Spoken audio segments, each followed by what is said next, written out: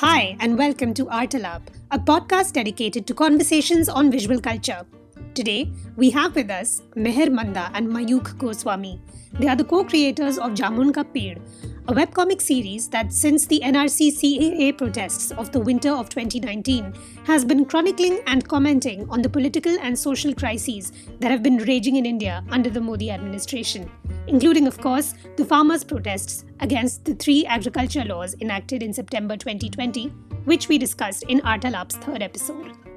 On today's episode, we discuss the webcomic as a self-consciously political form, how the internet has affected traditional graphic or strip design, and the hostility that Indian artists are facing from the state. Manda is a poet, short story writer, journalist, and educator, originally from Mumbai, currently based in New York City. She earned her MFA in fiction from the College of New Rochelle, where she was the founding editor-in-chief of the Canopy Review. She is the author of the chapbook Busted Models, and her poetry, fiction, and non-fiction has been published or is forthcoming in Catapult, Epiphany, Hobart, Sporklet, Peach Mag, Cosmonauts Avenue, and elsewhere. As a journalist, she has written for The Juggernaut, Bustle, Scroll, and First Post. Mayukh Goswami is a storyteller who is working in the nebulous, multifaceted cloud of art and technology, trying to conceptualize new narrative forms and visual crafts. He creates hand-drawn animated music videos and GIFs when not busy producing and writing for digital and mixed reality experiences. Welcome to the show, Nair and Mayukh. It's great to have you with us, and thanks for agreeing to come on Artalab. Nice to be here. Thank you for having us. Before we continue, I'd like to let our listeners know how to access the material accompanying our conversation. To view the images and other material being referenced and discussed in the episode, click on the link in the show notes to access the guide. You can also find the link to the guide for each episode in our Instagram captions and tweets. So, I know you guys have been on, political podcasts and you've talked about the political aspects of your work, but I want to focus on some of the more artistic and visual elements and design elements. And of course, as we know that they are not independent of the political, and often these things are co-constitutive. I first came across Jamun Ka Ped in the aftermath of the Delhi pogroms in February 2020. On your Instagram page, I saw that you'd started sharing the series online from the 18th of December 2019, soon after the CAA protests, against the backdrop of the police violence at Jamia. The police broke into the Jamia Millia Islamia campus and assaulted students. And this happened, of course, in Delhi, in the capital of India. This wasn't the first time that this government had unleashed havoc on its citizens. What provoked you into developing and sharing Jamun Ka Ped at that point? I think that there's always been a concern on both our parts about the current administration ever since the sort of majoritarian Hindu right-wing government took over India in 2014 and then again with such a stellar majority in 2019. And so there always has been, whether in our conversations or whether, in the way we engaged with journalism or art and literature about the danger of a majoritarian government. However, last year, a couple of things happened. When Article 370 was abrogated in Jammu and Kashmir, which for people who don't know, rid the heavily militarized region of its autonomy, and it was done without the consultation of stakeholders in the state, and many of the state leaders were house arrested, and a long, intense ban was implemented on communication in the state. And so when that happened, it felt like a sort of signal to some accelerated doom to both Mayukh and I. And we became a little bit more, I think, careful and a little bit more cognizant of everything that was happening. We were watching things very carefully. Then, of course, you had the Babri verdict in November 2019, which effectively, made it judicially possible for the right-wing Hindu majority to have access to the land where the Babri Masjid once stood, which was destroyed by Kar Sevaks again in 1992. And then things came to a head when CAA and RC were sort of conceived and thought of as a sort of a symbiotic process in December 2019. So at the time, it was announced that it would be CA was passed, NRC would be passed, nationally implemented, within a year, and suddenly protests broke out all over India, as you mentioned, on campuses, on college campuses, in the streets, outside consulates, internationally. But of course, the biggest brunt was borne by students of Jamia Millia Islamia University and Aligarh Muslim University. And at that time, Mayukh and I were both in the United States. We're here on a work visa. We've been here for a couple of years.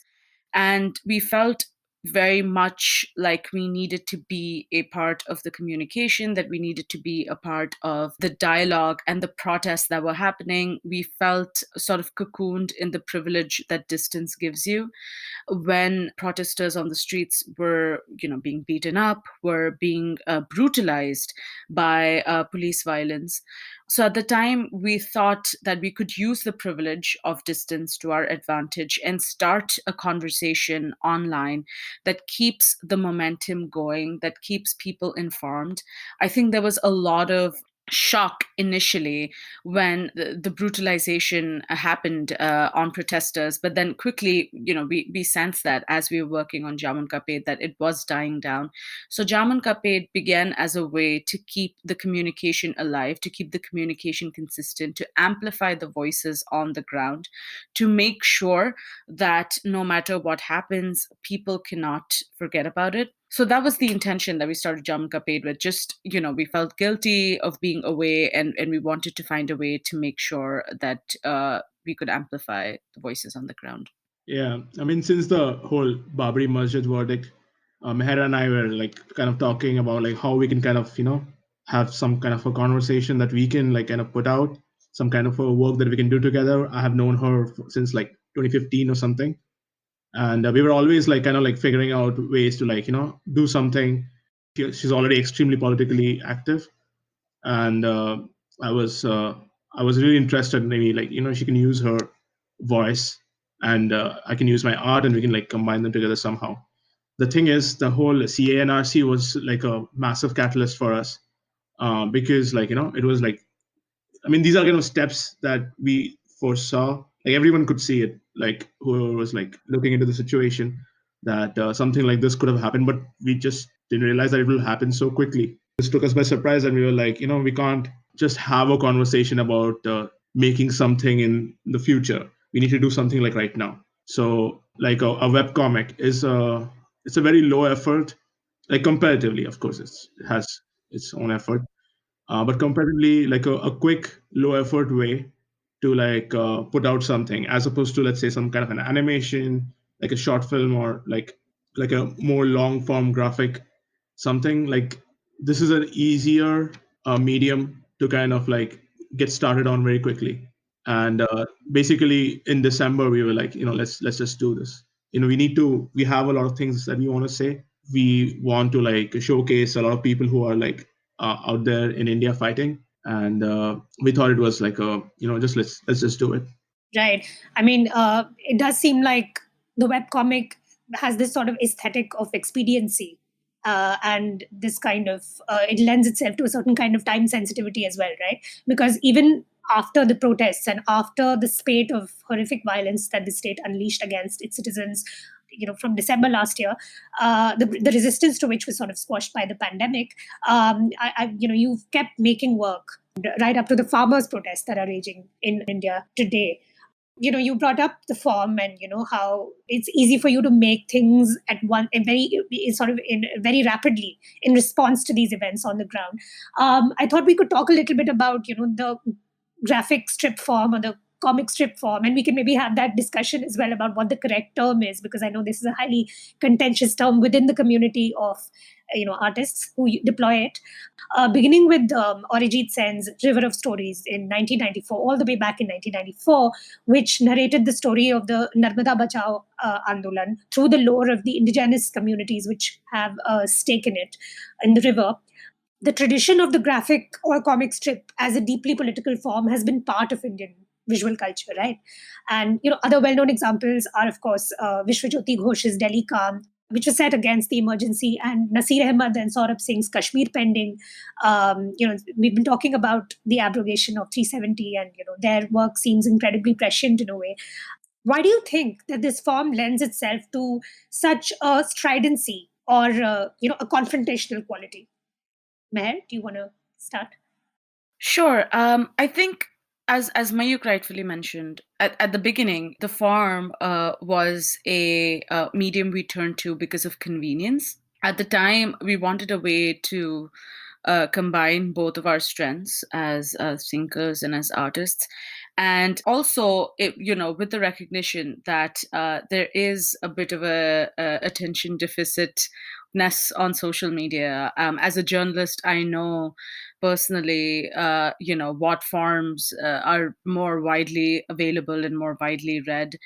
We also wanted to choose a medium. We also wanted to turn to a medium that was able to be more accessible, that could be more sort of pithy and visually concise and yet expressive. I think there's so many incredible journalists on ground who were doing long form reporting at the time that the protests were going on.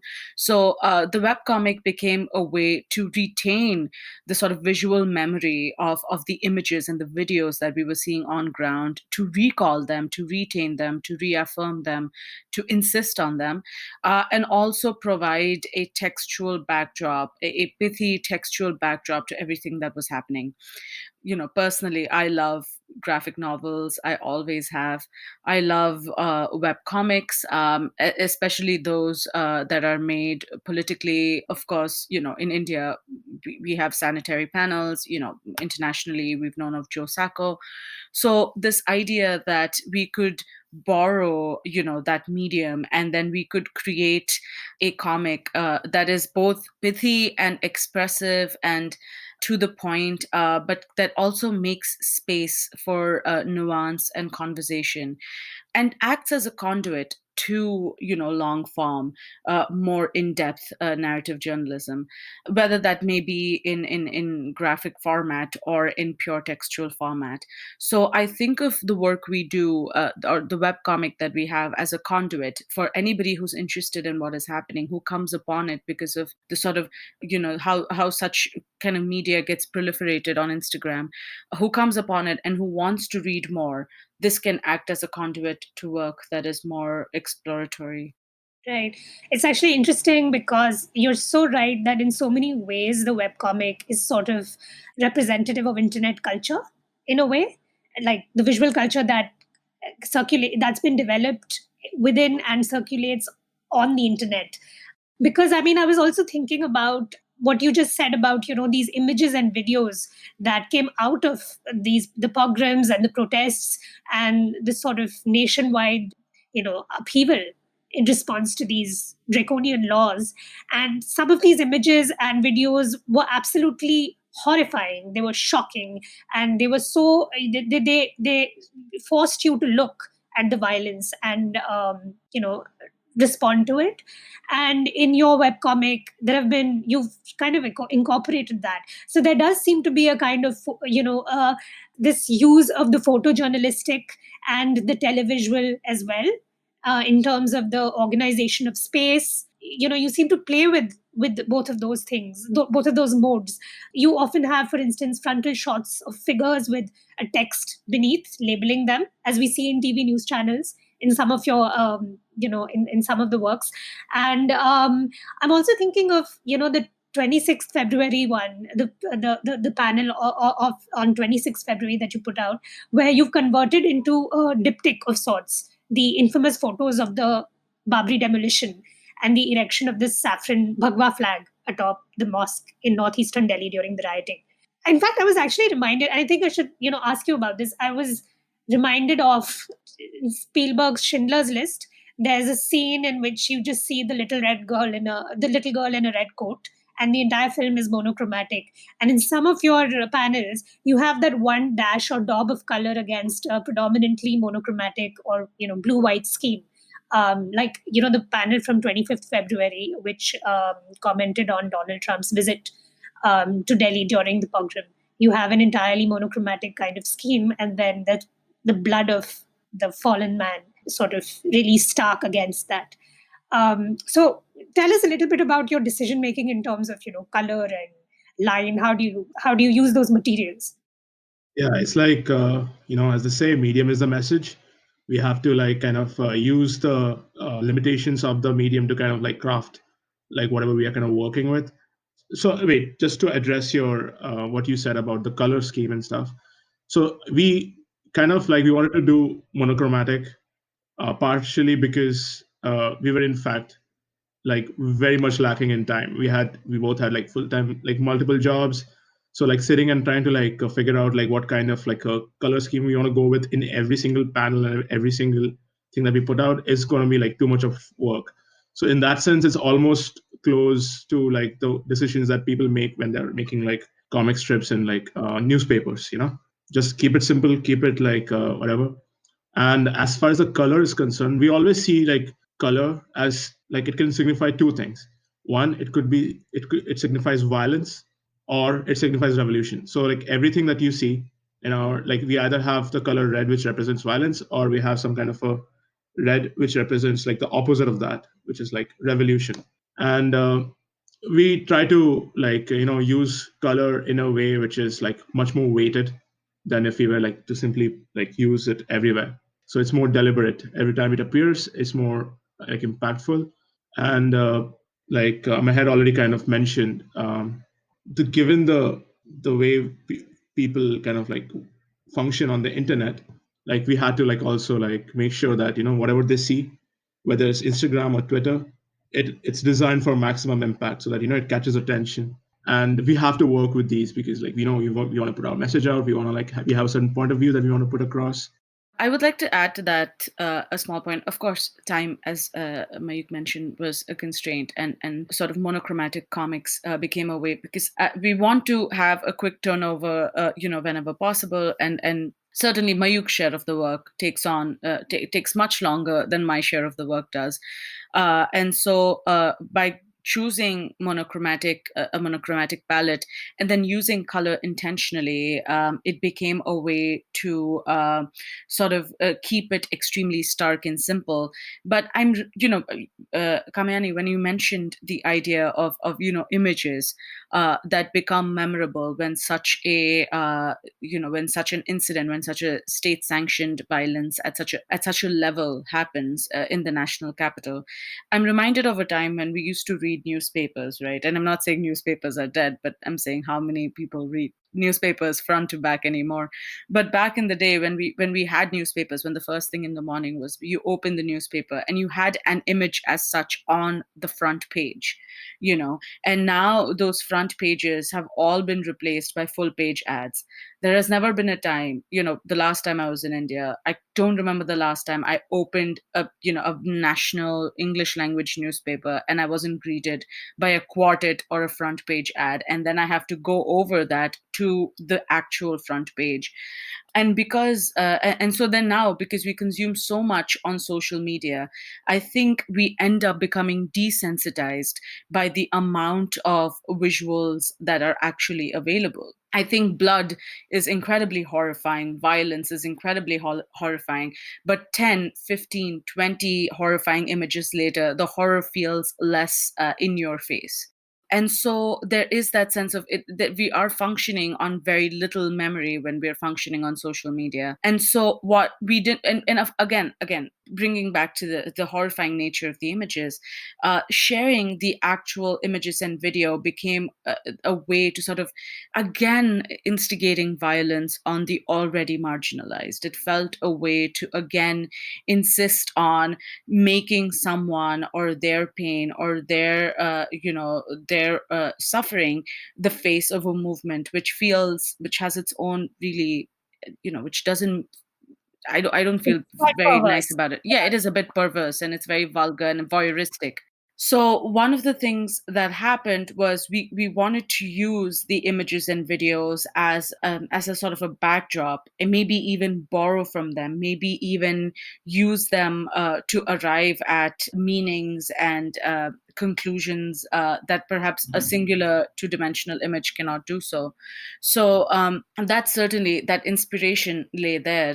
And also, one of the things the monochromatic palette did help, of course, is also bring a certain starkness and seriousness to, social media. Our most active space, our most popular space right now is Instagram, and we know how sort of airbrushed and photoshopped and sort of picture perfect Instagram can be. All of our personal pages are like that. So it felt good to use Jamun ka page as like a very sort of a, as you rightly mentioned, a sort of a photojournalistic, very stark, very serious, very intentional space that when comes up on anybody's Instagram feed, sort of breaks the clutter of what Instagram usually looks like. So it worked twofold in that way, certainly.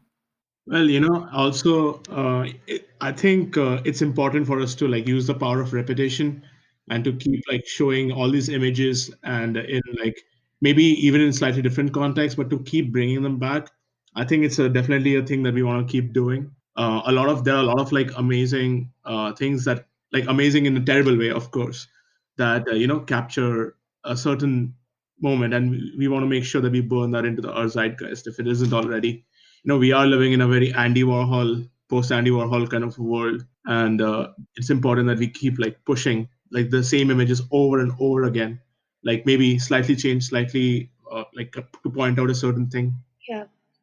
Yeah, I think like there's a certain attempt to subvert the exhaustion that sets in because of living in an image saturated culture, right? And it's like I think we were the last generation that opened newspapers, so we're bringing that back for Zoomers. Definitely reframing and infusing with gravitas, some in some sense, the interwebs. But also I think what's interesting is to kind of further explore this adoption of the webcomic form. It's also being reworked, like you guys have been talking about. And you encounter the series on Instagram, and you realize that you can browse it, through it using the finger swipe, right? Which is the kind of mode of accessing information these days. It's a very different experience from the classic comic strip or graphic narrative because of how the transition between panels and the organization or configuration of space on a page is, or even the visual markers, that signal a shift in time and space. That's all changed drastically with the swipe logic. So, do you guys want to comment on that?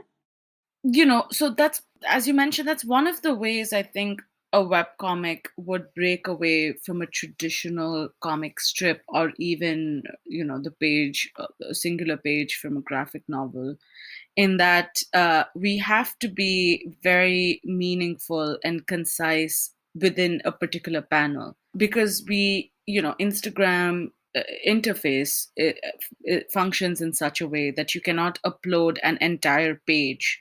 If you what you would consider a traditional page in a graphic novel or in a comic book, you can't upload the entire page as a singular comic, because then with text involved, the readability gets affected very very strongly when you upload an entire page. So you have to upload each individual panel. So by that nature, you are losing the sort of transition that you get when you're working on paper. You're losing the sort of space through which you can denote progression, whether that be of time or whether that be of narrative. And so you certainly, there are those losses that happen. And so one of the things we have to do is treat each panel as a very individual, fundamental, important unit. Each panel in our comic can't just exist, because it always has to lead to the next one. We are focusing on narrative transition and not necessarily time based transition. So we have to make sure, since, as you rightly mentioned, the finger swiping thing is a thing, and now Instagram thankfully allows you to upload multiple images. We have to make sure that the opening image is striking enough and the sort of caption is striking enough for somebody to have to scroll to the left and go on to the next panel. And so that way we're guiding the story, which is why I'm more comfortable, I think, with the webcomic adage than I am with calling it a graphic narrative strip, though it is in for all intents and purposes, because I feel that we lose a lot of the elements of storytelling that happens with graphic narratives. We have to focus on each panel as a singular thing, and on each panel as something that through message or visual can communicate something subversive, something or reinforce something that isn't being said loud enough. I want to qualify what Meher is saying by saying that the loss that she's mentioning, right? I mean, I wouldn't characterize it as a loss. I think the Instagram webcomic environment is a thing that is a thing that exists in and of itself. It has its own set of rules. It has its own set of conditions and all that stuff, limits, and it also the fact that there is one panel appearing at a time. It also kind of privileges the amount of focus that is on the graphics as opposed to what's on the text. So the text has to be really, really strong for the real estate it kind of occupies on the panel. So it's definitely for Meher, we always start off with a bunch of sentences and she has to cut it down to literally half, which is why from her perspective it's a loss. But from my perspective, it's much more fun and much more easier to function, which is why I wanted Meher to kind of weigh in on this more than I do. Right. Yeah. I mean, I think in some ways, and maybe not entirely, maybe it's, one shouldn't overstate this, but it seems to me from what you guys are saying that in traditional graphic novels or, comic books, the page is sort of the unit, and how it comes together, how the different panels interact with each other is also very important. I mean, if you look at Joe Sacco's work, for instance, even how the text is deployed, how it's used to often in very wild ways within the page, within one page, as opposed to the webcomic or Instagram comic in a way, where the panel is all important. And so there is a different kind of accent you might put on how you use language, even language as like a glyph, language as a graphic object, like the alphabets, the letters, the text, right? So, yeah. But since you guys are talking about it, do you want to talk a little bit about your collaboration process? Like, how do you see the relationship between image and text? Since each of you has a different role in the making of Jamun Ka Ped. And in terms of the interaction between words and pictures, which, as we were discussing, is one of the defining characteristics, of the comic strip or the graphic strip. How does that play out for you guys? Initially when we started collaborating, it was more of we were working in silos, but as we kind of worked together, we kind of figured out that that's not how this whole thing functions, right? Here the text and the visuals are they're inseparable. They have to work together. And so right now, just to put it in short, Meher and I generally work together from if she comes up with the idea, she comes up with her point of view about the events that are happening, and we basically work from a rough that she develops. Usually it starts with intent. I will just quickly text Mayukh, ask him whether we'd like to do a comic about this with this approach. More often than not, he agrees. And then the next thing I do is I sit down. I obviously do a bit of research. I read, so that all of that is part of the process. And then there is a process where I'm thinking about how many panels will this comic have? Does it need to be extensive? Because there is a limit, again, on Instagram that you can only upload 10 images at once. So we try to keep whatever comic we make under 10 panels, which when an issue is sort of more nuanced than that, then we have to think about whether we can have separate comics. We try to keep each comic as short as possible, again, owing to people's attention span. And then I try to think of, in my research, if I do uncover a very memorable image or a very stark video that has sort of come up, and can we take imagery from that? Can we sort of recall the memory of whatever has happened through our work? And then I try to make sure that we can incorporate it in somehow. What I do is, at a fundamental level, I think of what the text will be for each panel and what the accompanying image can be. Sometimes, I will just post a link to an existing photograph, and I ask Mayukh to, sort of render it and recall it through his illustration. Sometimes I will suggest a sort of a visual, think about traditionally how, think about how advertising is run, but think of me as a copywriter in this case, but I think of the image that I think that should go with this. And then once I fire it off to Mayukh, then there is the process where we go back and forth. Sometimes we have to cut down on text. Sometimes we have to cut down on panels. Sometimes we realize certain images in the way that I imagined it are not working. We have to go to another options. So, I think this pretty much explains why there is a constraint of time in how we work, and why we have to be a little bit more sort of prudent in the way we sometimes use visuals. Sometimes we have to opt for things that might seem easier in the moment, simply because we don't have enough time and we need to put something out soon, given the severity of the situation. I think it also helps that Meher herself is quite a visual person.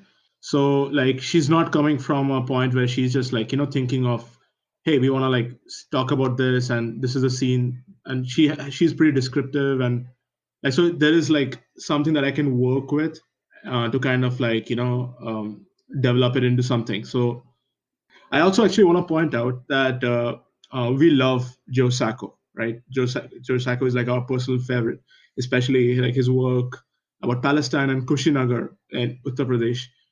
However, we are actually like in terms of the visuals and stuff. I just want to like mention that we are like super inspired by Marjan Satrapi. Yeah. She's like a personal favorite for both of us. I was going to ask And because of the monochrome as well. yeah. That's the first thing you think of. And at one level, it's a really obvious reference for, the readers. Mhm. But I did want to ask, who your influences are.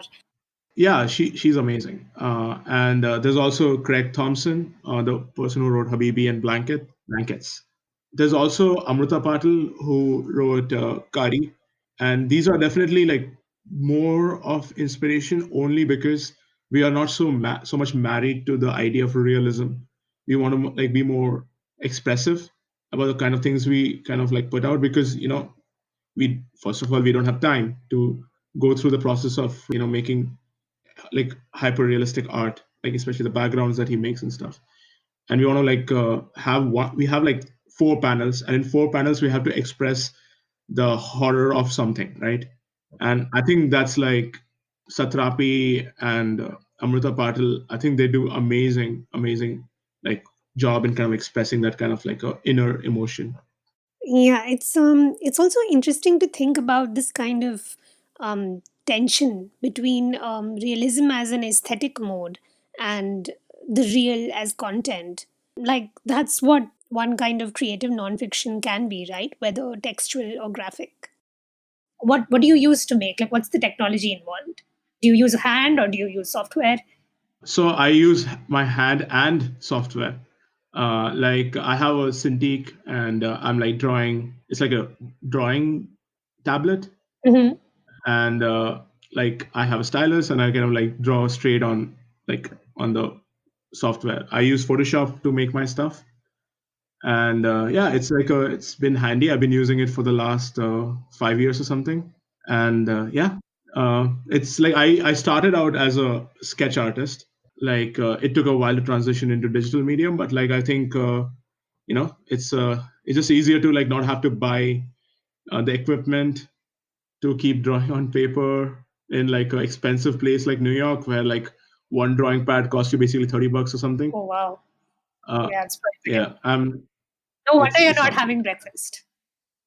Wow. um, I have like when I'm a lot of times when I am like kind of like making my roughs and stuff, right?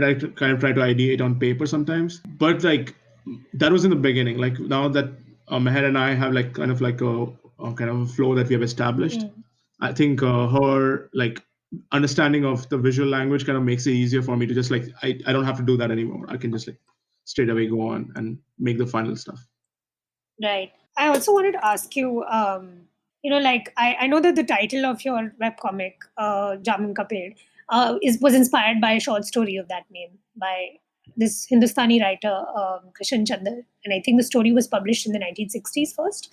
How did you come across this work, and what about it caused you to adopt its title for your own project? And you can use this, opportunity to also talk about literary and cinematic influences in general.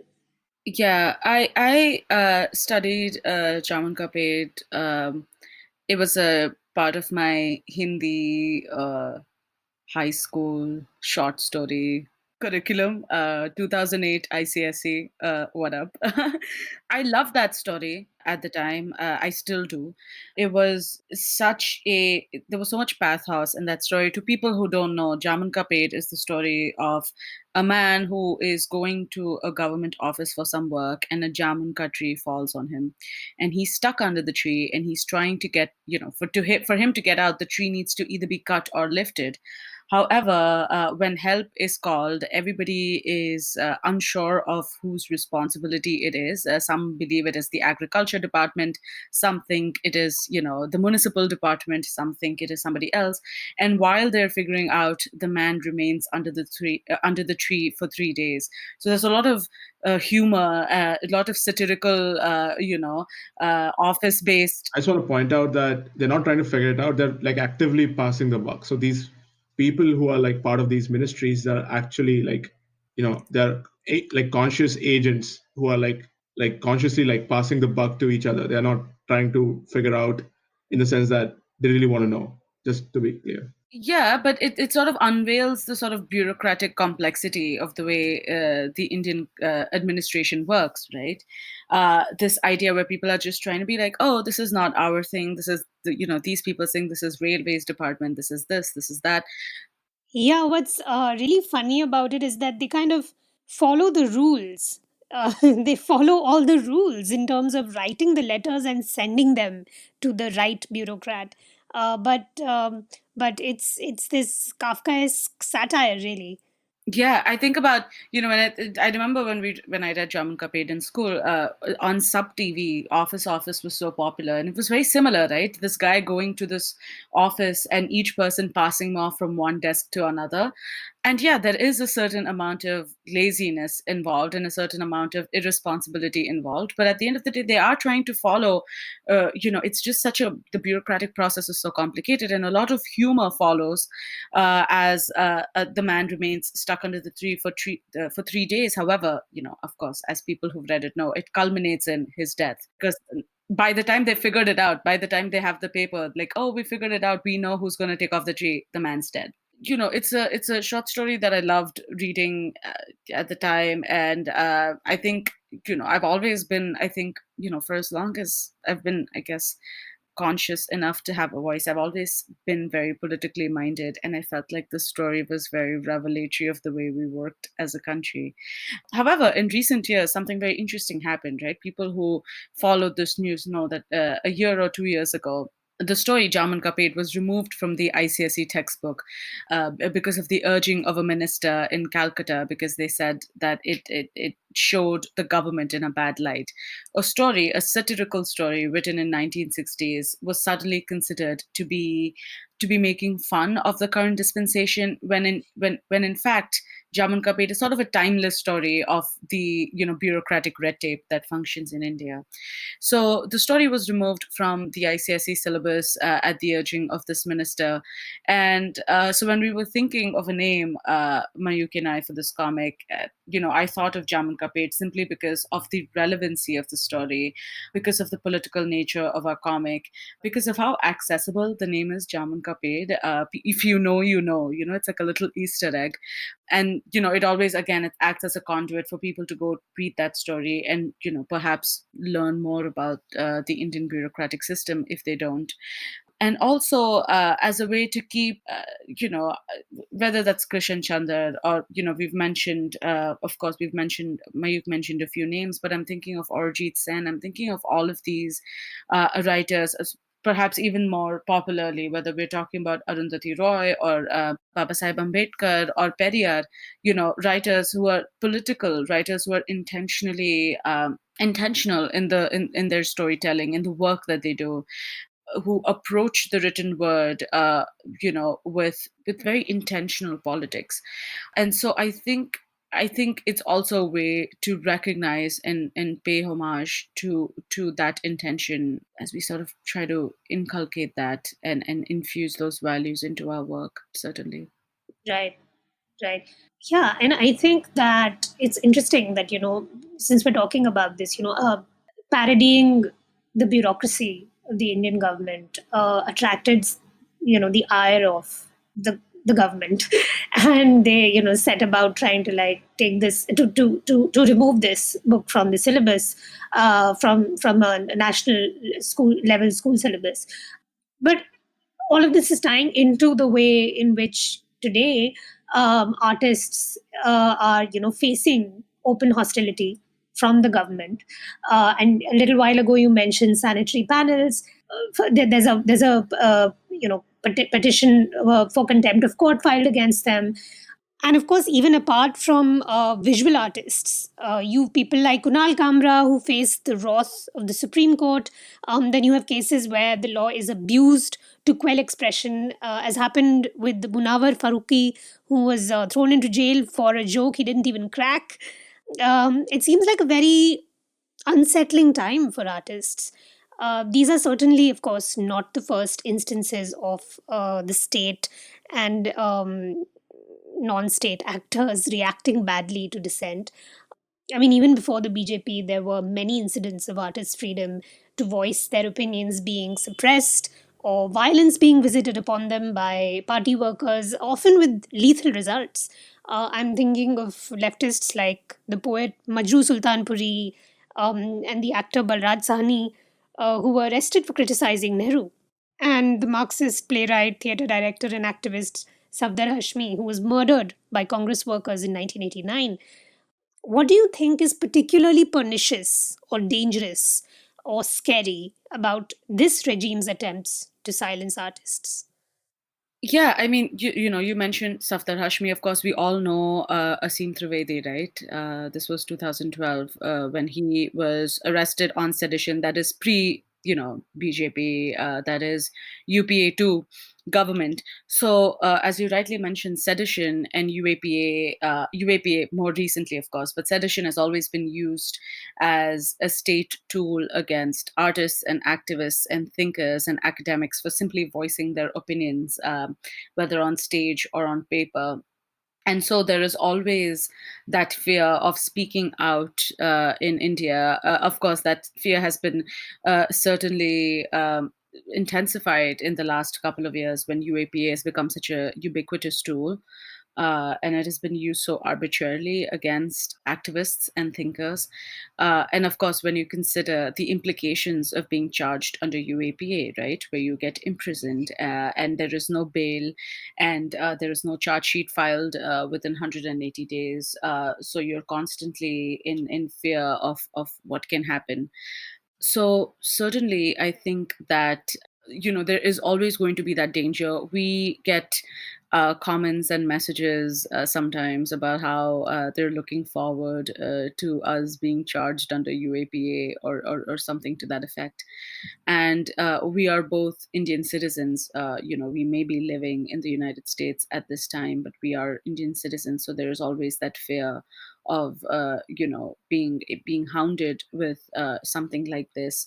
But it is also important to recognize that the real danger is for activists and protesters who are on ground at this moment, who are facing the brunt of the violence and the administrative hounding that is happening on ground right now. You mentioned earlier how the pandemic halted, the anti-CA NRC protests. It had to put a pause on that, but that didn't stop the government from arresting activists who were part of the anti-CA movement under UAPA.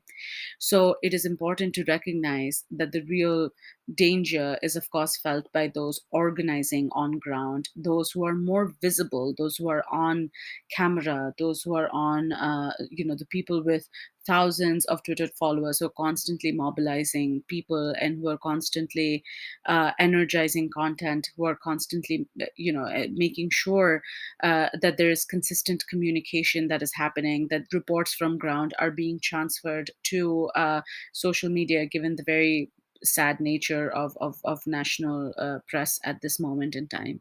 So while we feel that fear, we are also aware of where the real danger is, and so we try to make sure that whatever we say comes with an intention, comes with a very political intention, and that we are not mincing words out of that fear. We are not compromising content out of that fear.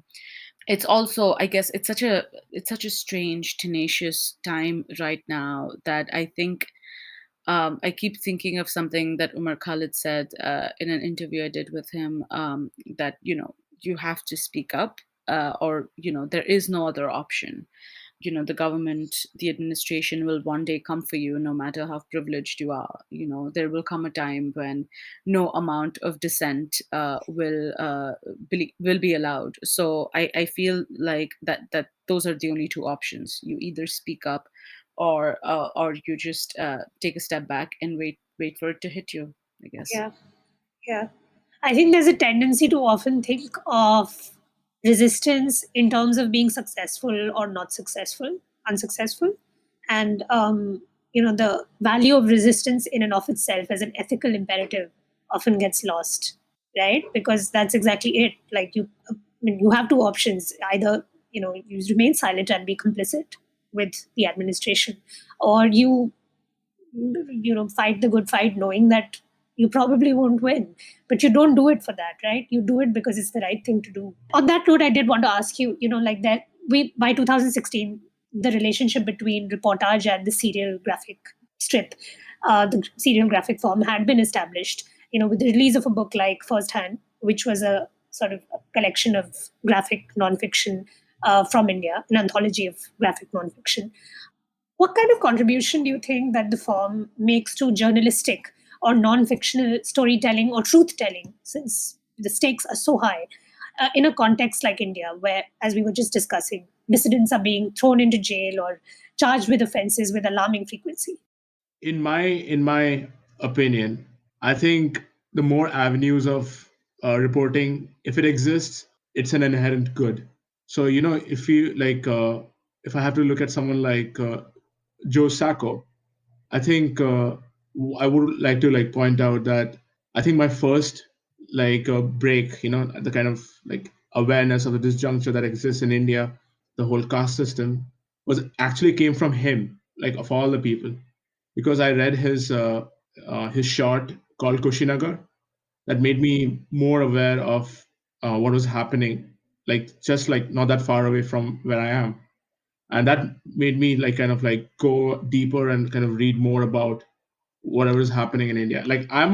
I'll admit that I'm, as a urban middle class person, that I'm quite far removed from the consequences and the effects of everything that is a problem, you know, and to have these things, to have something like this exist, if it reaches out to even one person or two people, and makes them think harder and makes them do stuff, that'll be a victory. And in that sense, I think it's a good thing that it can get someone to look into these topics. I think the visuals have become a inextractable tool to modern documentation. I think that long form journalism, I love it. I devour it. I want to do more of it, but doesn't often translate into quite the same readership and access. Doesn't have the same kind of accessibility as more visual forms do. I think modern platforms and publications are sort of opting for media that is a little bit more dynamic, that is more symbiotic, that involves the viewer in a more engaging way. So I also think that the story, given the ubiquitousness of the mobile phone camera, I think the story of the modern generation will be told through images and video. So I think it's definitely a very important part of modern storytelling.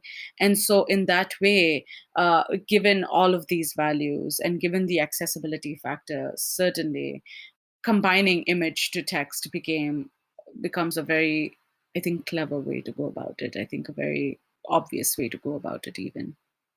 Right. I mean, also to sort of touch upon something that we discussed a bit earlier in the show, there's this kind of relationship between the objective documentation of truth and this kind of subjective treatment that you can bring to it by virtue of the illustration, the graphic intervention that makes the truth of the story come alive in a very different kind of way. And it allows you to combine the best of both worlds, the truth as it is in a way, in the sort of quote unquote objective way that journalism aspires towards, and the artistic quirks and idiosyncrasies that constitute individual style and can infuse that story with a unique viewpoint and perhaps allow people to see better.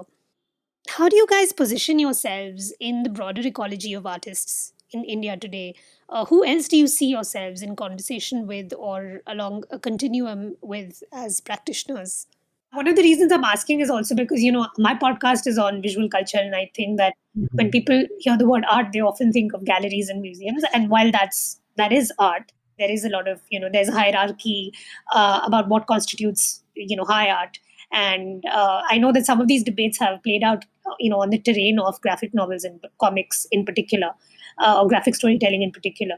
So I just thought, to get your take on it. I'm actually curious, since you have been looking at it for a while, obviously. What do you think? Who do you think we are in conversation with? Nice try. I don't know. I think, yeah, I mean, like, I definitely see, people like George Martin, for instance, his Rashtriya Man series. That and this kind of made me think about this moment, in the past couple of years that has really spawned a certain kind of visual idiom to explode, especially online. I mean, obviously, we've had like maybe a 20 or 30-year tradition, which is still kind of new in a way, right? That's not very old for an art form per se. We've had that in India. And actually, Urjit Sen, I think, published River of Stories at around the same time that Joe Sacco published Palestine. They definitely had no way of knowing that the other was working on it. So, in some ways, it does seem like the subcontinent has its own, trove of imagery, narrative styles, and popular art forms, popular visual forms to draw on. And some of that you're seeing now in the way that people are working and sharing their projects online. So I think that, yeah, I mean, I think that there's definitely something happening in terms of people being able to make their work more accessible as well because of the internet. I see it within a visual field that includes photojournalism, even nonfiction cinema, perhaps. And so that's why I thought, maybe you could shed light on how you position yourselves.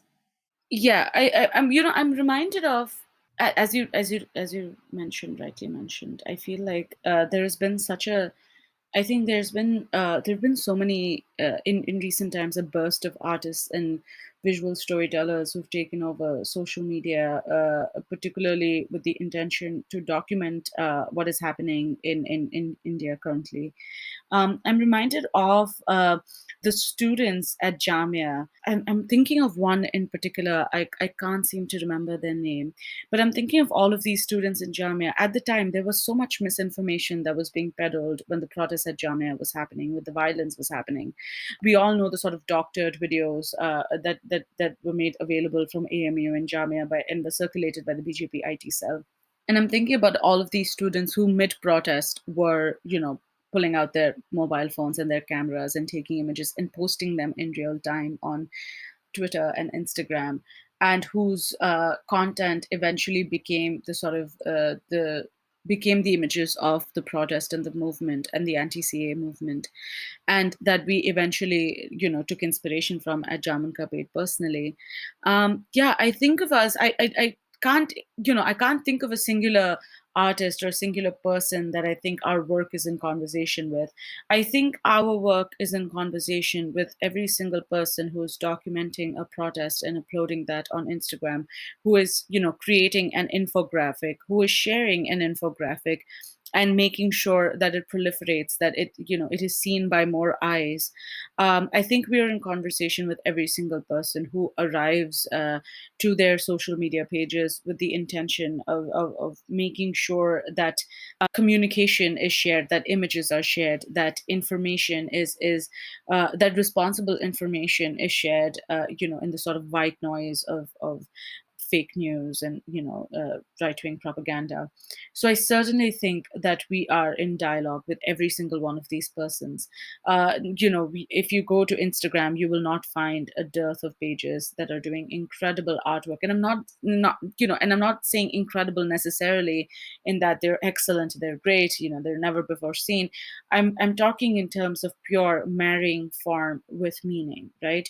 From that intention, forget the skill level. From that intention, there's so many people doing incredible work. We get at Jamun people message us their info, their images, their designs all the time, and it's incredible the kind of work that is being built. So I think we're definitely in conversation with every single one of these people. But in the larger pantheon of Indian graphic storytelling, I personally really love Arijit Sen, and I'm very much inspired by his beginnings in the graphic art world. Yeah, and his continued use of art to talk about all that's happening, all the Absolutely. terror, the horror. Thank you so much, Mayukh and Meher, for speaking to us about the webcomic as popular art.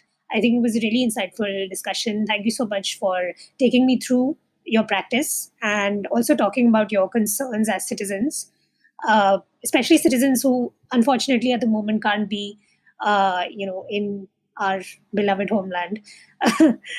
Okay, thank you so much for being on the show. Thank you for being on Artalab. Thank you for having us. Thank you so much for talking to us. Thank you for starting this series. Very excited to see the other episodes that come by. Thank you for tuning in to Artalab with the co-creators of the webcomic Jamun Ka Ped, Meher Manda and Mayukh Goswami. If you enjoyed the podcast, please like and share the episode over social media. For more information and updates, you can follow us on Instagram at art.alap and on Twitter at RTALAAP.